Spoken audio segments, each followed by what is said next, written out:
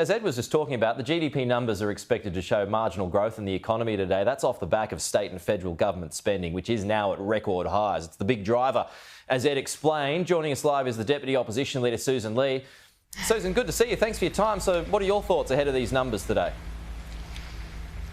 It looks like the statistics that we'll hear later today will be quite sobering, Pete, and that is a worry because, as your commentators have pointed out, if growth is built off the back of government spending, it's not sustainable and every single Australian has to pay for it.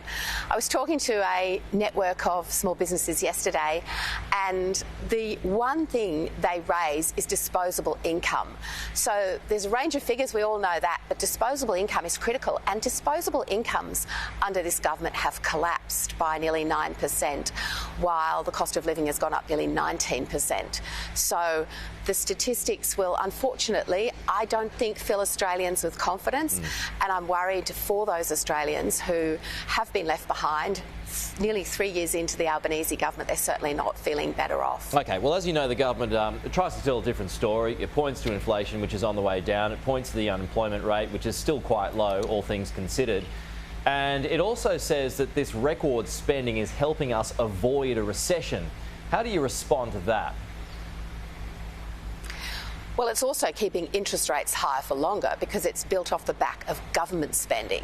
So unless you increase the productivity in the economy so that it actually produces more than it spends, we're going to have the sorts of data that we're seeing and the effect on ordinary Australians with a real hit to their cost of living.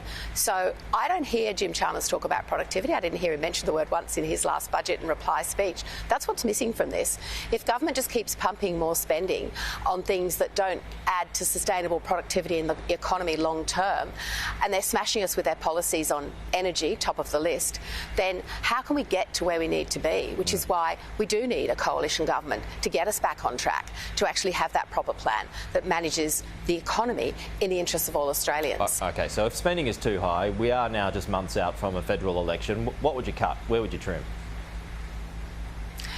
Well, I often think of the number of public servants in Canberra, Pete, $5 billion spent a year, and I'm not anti-public servants. I've been one in an earlier life, but what Australians want to see for this increase is a better delivery of government services, and they're not.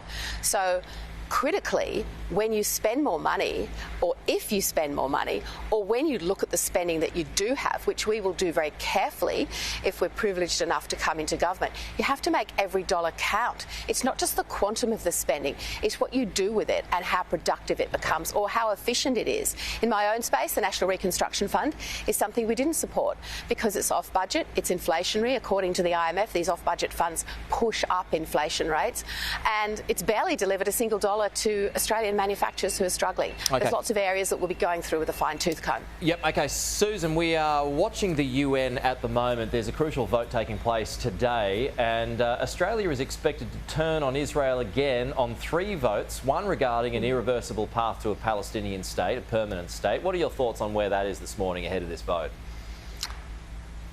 Well, I see this from 2 different angles, Pete, but I'm disappointed in the stand that Australia is taking. We still have hostages in tunnels under Gaza. We still have Hamas in the Gaza Strip, almost in control. And how is this not rewarding terrorists at this point in time?